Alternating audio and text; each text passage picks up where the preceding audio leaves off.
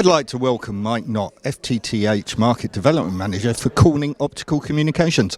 Now Mike, you have a lot of experience working with the FTTH Council Europe and you've seen fibre deployments in other countries. What's the situation like in the UK?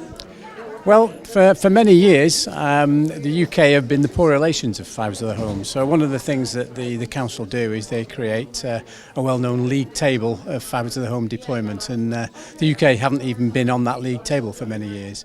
Now they are, and they're climbing up, and the build rate in the UK is very, very, very, very high. So that's very positive for us all at the moment. There are a number of reasons behind that. The first reason is that there's a willingness in the financial community to commit to fibre to the home, to invest. That's prompted competition for people like City Fibre to build at a high rate, and Openreach are responding to that. But also the costs of deployment are going down as well. So all those three have come together, and I think in the UK we're in a real sweet spot at the moment as far as fibre to the home build is concerned.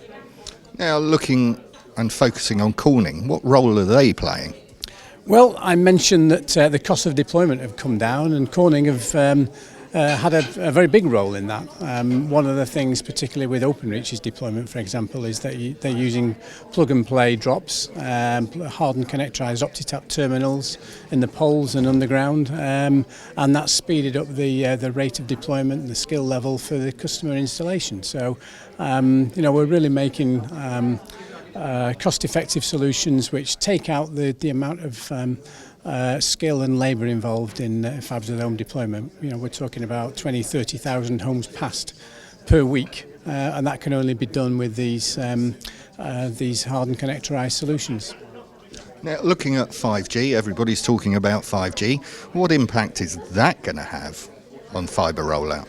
Well, it can only be positive. I mean, it's been said before that 5G and fibre to the home are really complementary technologies. One doesn't replace another. So we know a number of things about 5G, and there are a number of unknowns, but one of the things we do know is that it's going to need a lot of devices, additional wireless devices, and they're all fed by fibre.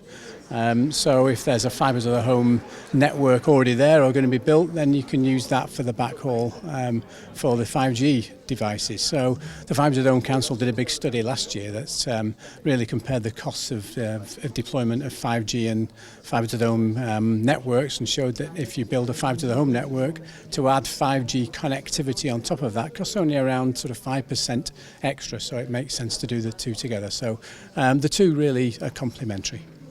Well, Mike, interesting times. Thank you for talking to me. Okay, it's been a pleasure. Thank you.